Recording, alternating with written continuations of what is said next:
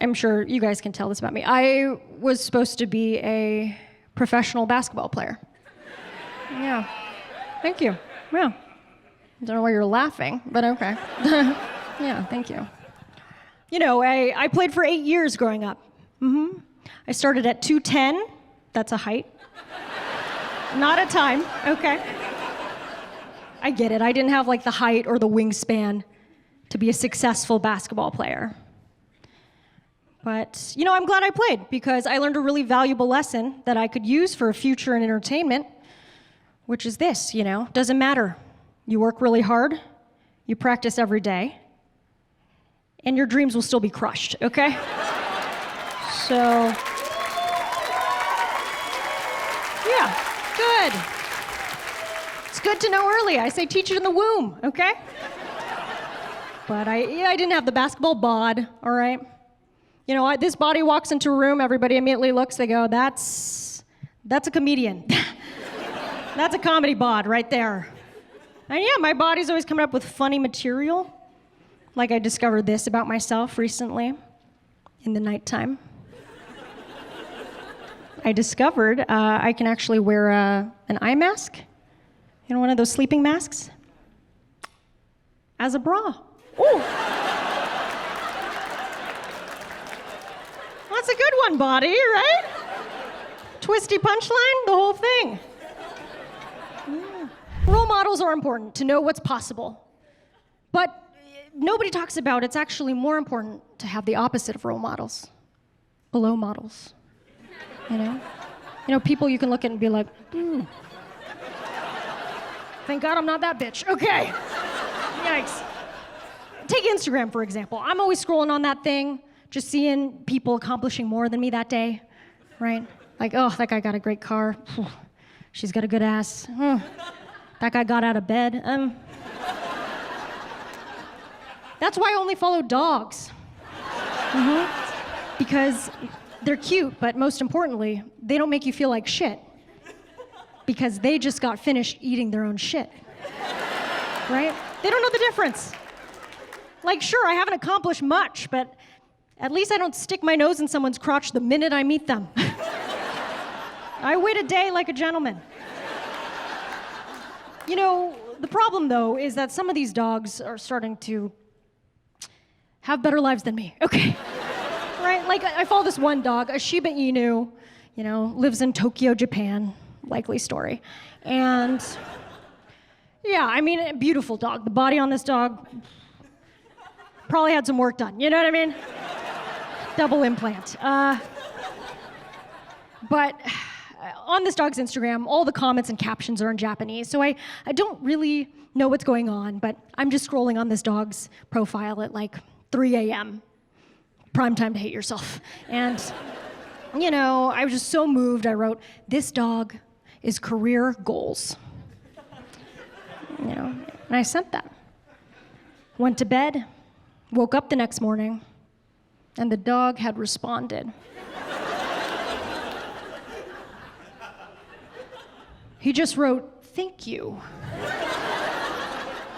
In perfect English, so I guess this dog's also fucking bilingual too. How else does he want me to feel like shit, you know? Unfollow, protect your energy. But no, I caved. I looked back on that dog's Instagram recently. I saw the dog died. Oh, I know. They don't live that long. Yeah. Right? So, I guess I won in the end. You know what I mean? Feels good. Hey.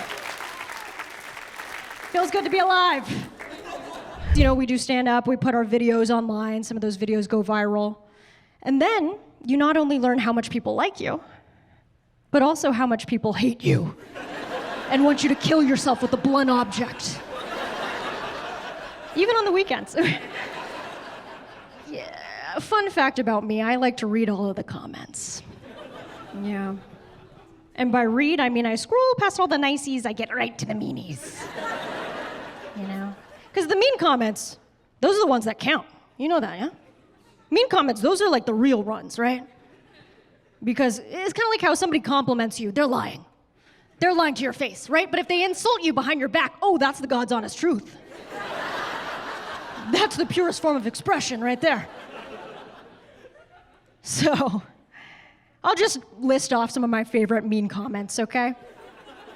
We got the classics, okay? The first one, I watched the whole video. Where were the jokes? Which, hey, look, he's a man, he's lost. I respect a man who asks for directions. Let's, okay. Number 2, just more proof women aren't funny. Yeah. Sorry, ladies. I set us back. And then 3, my personal favorite.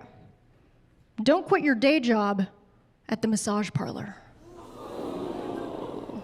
Massage parlor, it's sort of a sexist, racist reference, right, to women who work at massage parlors, Asian women. They also maybe offer sexual services like hand jobs. It's sex work, you know, it's a way to pay the bills. But this guy thought he was jabbing at me by being like, you should be doing that job instead of the job you want to be doing. But, you know, joke's on him, right? Because one of my exes once described my hand jobs as kind of on the painful side. So,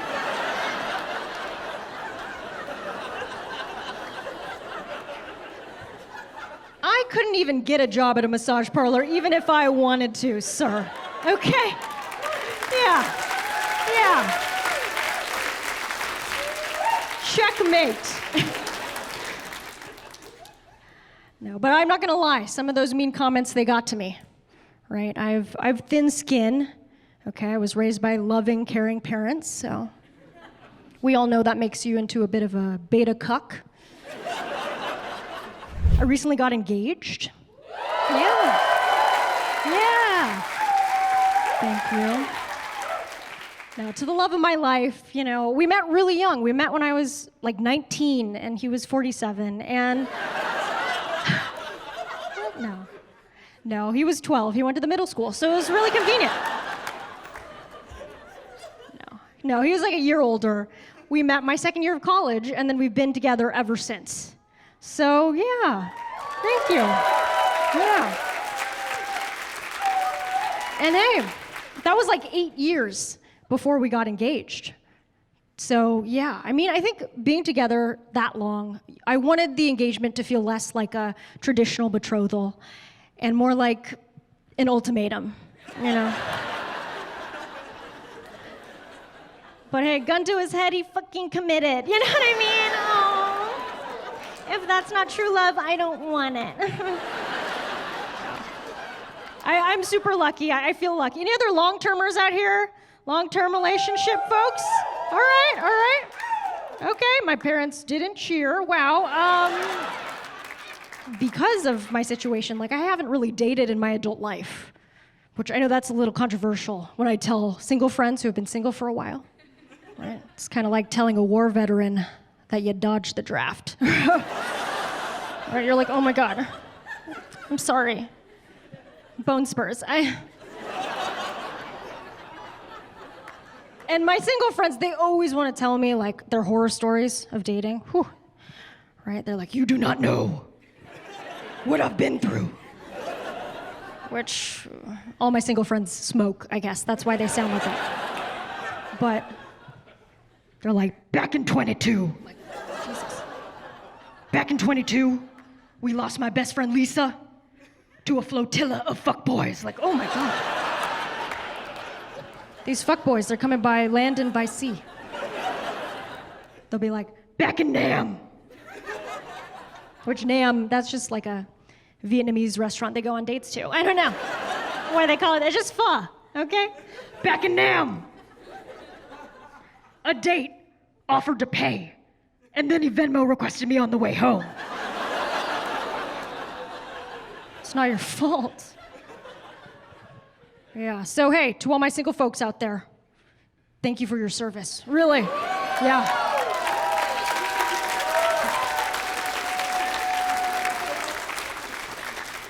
Because of you, we are free, right? No. But the last time I dated, I was like in college, so that mindset's still tied to that time. So if anyone like hits on me now, I'm like, oh my God, pedophile. I'm 16. Which then I realize, oh fuck, I'm a grown woman. Actually, you have great taste and you're not a pedophile. But ta-ta, I am betrothed to another, I haven't been single in a while, I don't know how to talk. People are always telling me to speak up. Can you speak up? Can you be a little louder? Which, well, I didn't like.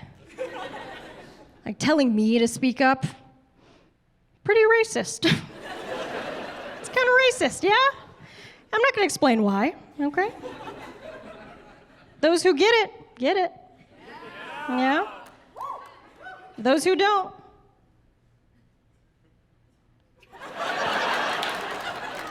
Good luck out there. People are always telling me like tips, like use your diaphragm to be a little louder. Use your diaphragm, diaphragm, it's like a membrane underneath your lungs. That's what that is. It's supposed to help you project, which would be great advice if it weren't something inside of my body I can't control. Are you kidding me? My diaphragm? Like, everybody knows that your insides do their insides things, right? So that our outsides, we may do our outsides things. And never the twain shall meet. That's just science. Are you kidding me? Use my diaphragm? What do you want me to do next while I'm in there? You want me to poke my gallbladder? You want me to squeeze my uterus? I mean, I can kind of squeeze my uterus. You know what I'm talking about? We can do that. We can do that, right? Those are called Kegel exercises. You gotta do them every day, okay? Yeah. Right? Because you can't skip Vag Day. You can't do it. Don't do it. I've been doing them the whole time I've been up here. You guys didn't even know, huh? Because listen, I got a tight schedule, but I need an even tighter vagina. Okay, don't get ahead of the joke. I wasn't too worried about my softer voice until a friend told me he was like, being that quiet, it makes you seem like a pushover. Which, I mean, he can say whatever he wants about me. What am I gonna do? I can't yell at him.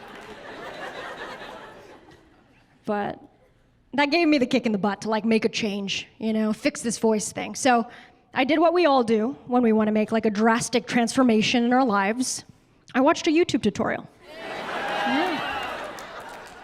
I found this video. It was like, how to be louder, and had this sweet man giving instructions.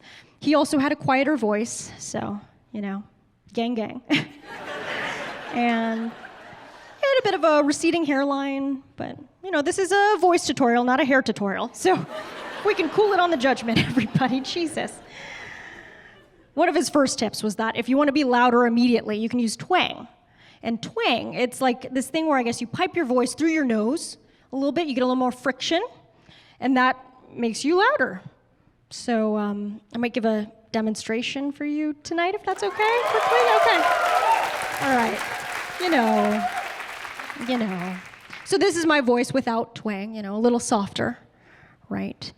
And then this is my voice with twang. It's kind of like,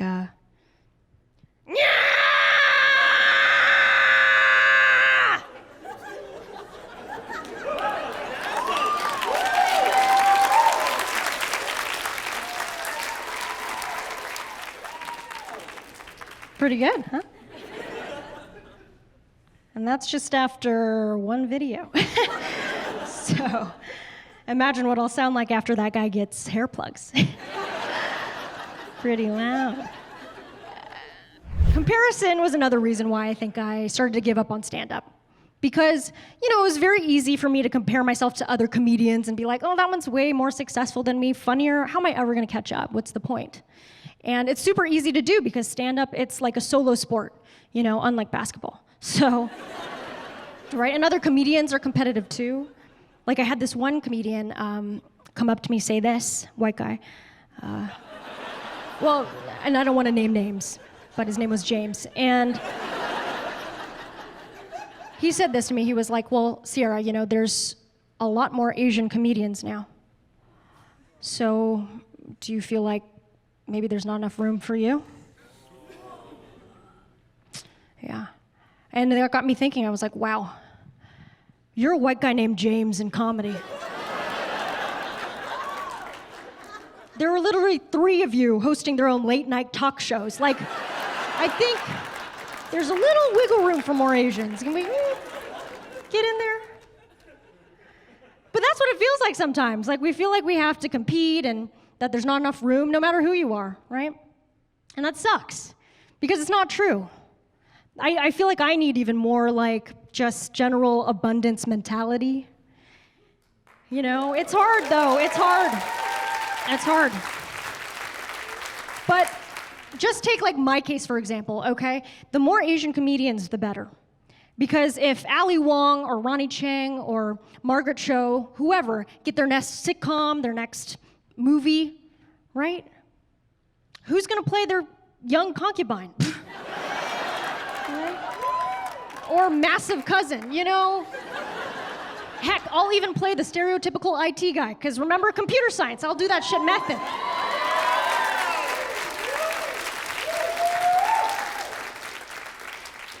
When I was deciding what I wanted to do with my life, I wasn't sure if I wanted to be another Asian computer programmer.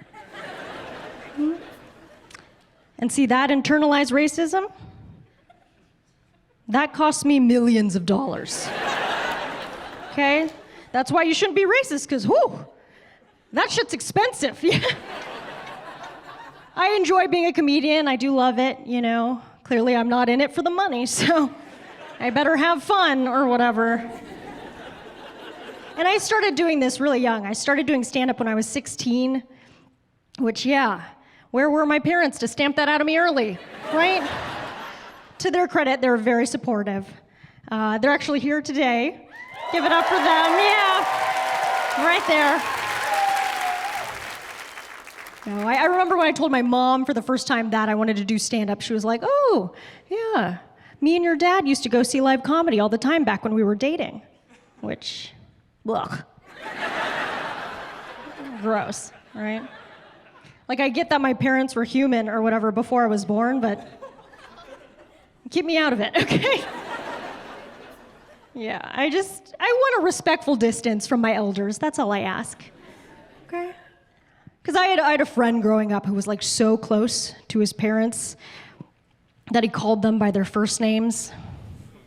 Yeah. You guys have any friends like that? No one had any white friends, no? No, he was kind of weird, this friend. Like, I remember I went over to his house, and he was yelling at his dad. He was like, yo, Vincent, get me a Capri Sun. Like, Jesus Christ. Vincent? That is your father, right? Show a little respect. What are you gonna do next? Fuck his wife? That's your mother. Gross. Unless it's your stepmom, in which case, hey. All right, we've all seen that one, you know what I'm talking about? Just fire up the old incognito window, that's all I ask, okay? Nah, that's gross. You guys brought it up, don't fucking look at me. I'm trying to make this a family show, okay? Parents are here, my God. And hey, stepmom content. That's about as family as it gets, you know what I'm saying? Yeah? Let's keep it in the family content, yeah? Hell yeah, fuck, yeah. Nah. Yeah, my parents very supportive of this career, suckers, yeah. Fumbled a great retirement plan. And here I am, still doing it over a decade later. Which, yeah. Pretty strange. I think starting something that young, though, you kind of do it for the wrong reasons, because I was 16, I was kind of a weird nerd kid. So I thought doing stand-up would make me, like, less socially awkward. It didn't work.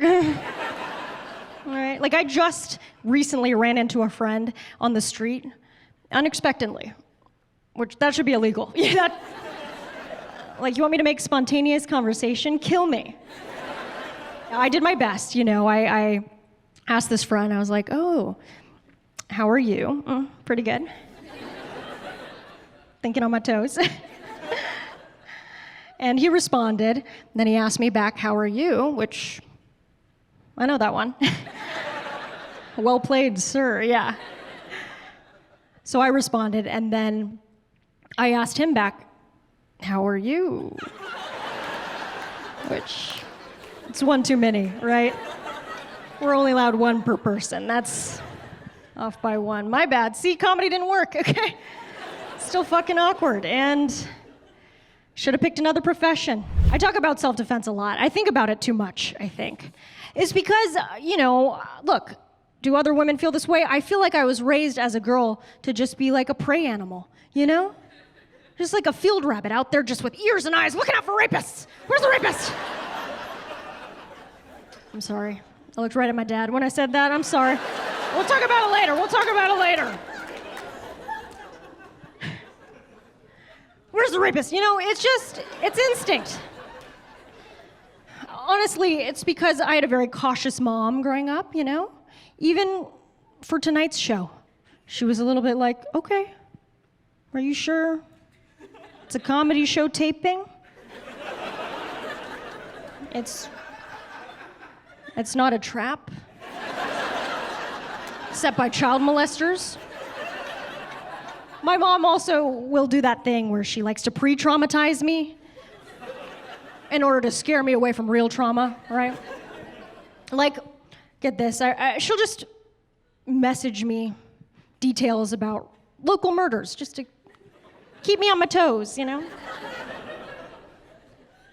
Like, she texted me, hey, Sierra, there's a girl nearby about your age. Kind of looked like you. She was dragged out into the woods, raped, murdered, beheaded, the whole shebang. Police never found a trace. So be careful out there. I look at that, I go, whoa. Police never found a trace. Then, Mom, how do you know? Did you kill this bitch? Jesus. Oh my God. My dad had a slightly different technique. I remember when I was a kid, you know, I was getting ready for bed, and in my childhood bedroom, my bed was right by the window. My first mistake. Because little did I know, my dad had exited the house, scurried around the perimeter, and then popped his head right by my bed. And you know how there's fight or flight? Two really good survival instincts we should all partake in. Well, I chose option C, and I just froze.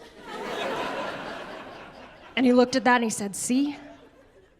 You would have been dead. And then, poof! He disappeared. I never saw him again. No, he stuck around to raise me, but hey, I'm lucky to be alive, right? We don't thank our fathers enough for not just murdering us in our sleep, I think. I know my parents do these weird things because they worry, you know? And look, I get it. Like, I'm their only daughter, who's not my bitch of a sister. So, yikes. Stakes are high. I'm kidding, my sister's here too. Shout out to her. We'll talk about it later. I love my sister. I hope this is okay for me to say here. She has actually some exciting news. My sister's trying to get pregnant. Yeah. Yay, yeah. Bit of a slut. Slutty thing to do. One thing they do say is if your sibling has a kid, you're more likely to have a kid. Challenge accepted, right? Let's see that happen. I don't know. I get it, right? Like, because I love my nephew so much. He's so cute, and I'm his little funty and so cute, right? I love him, you know, and my favorite thing about him is that he's not mine, right? He's not mine, right? We've had fun enough. Okay, enough. No take backsies. Ew. And things remind me more of having kids, though. Like, I was just driving on the freeway. I saw this billboard, and had a cute little baby handprint on it, and it said fingerprints at 9 weeks. So I guess it was an anti-abortion billboard that was basically saying, like, at 9 weeks, the embryo developed something resembling fingerprints, so maybe think about it, right? And I was like, oh, shit. So if I were to get pregnant, and then the embryo had fingerprints unique to that embryo, and then that embryo commits a crime, that crime can get traced back to me. Oh, fuck no, I better abort the shit out of that embryo. Kidding me? Right? I was on the fence before, but then I saw that billboard. I was like, Jesus Christ, yeah, scrape this criminal clump of cells out of me. Right? Ugh. No give-backsies.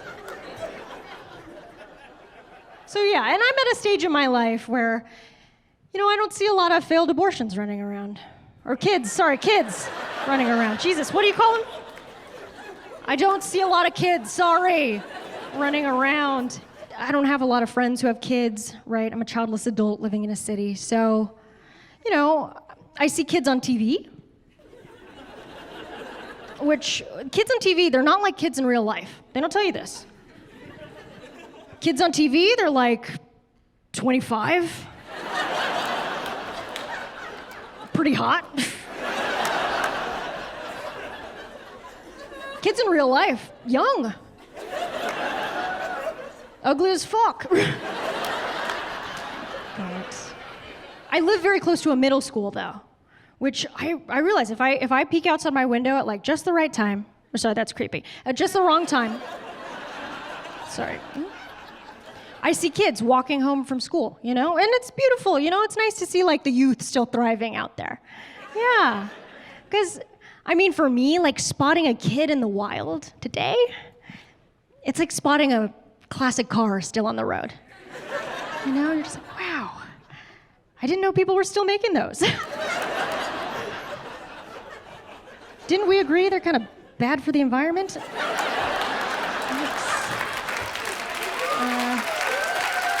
I guess it's fine.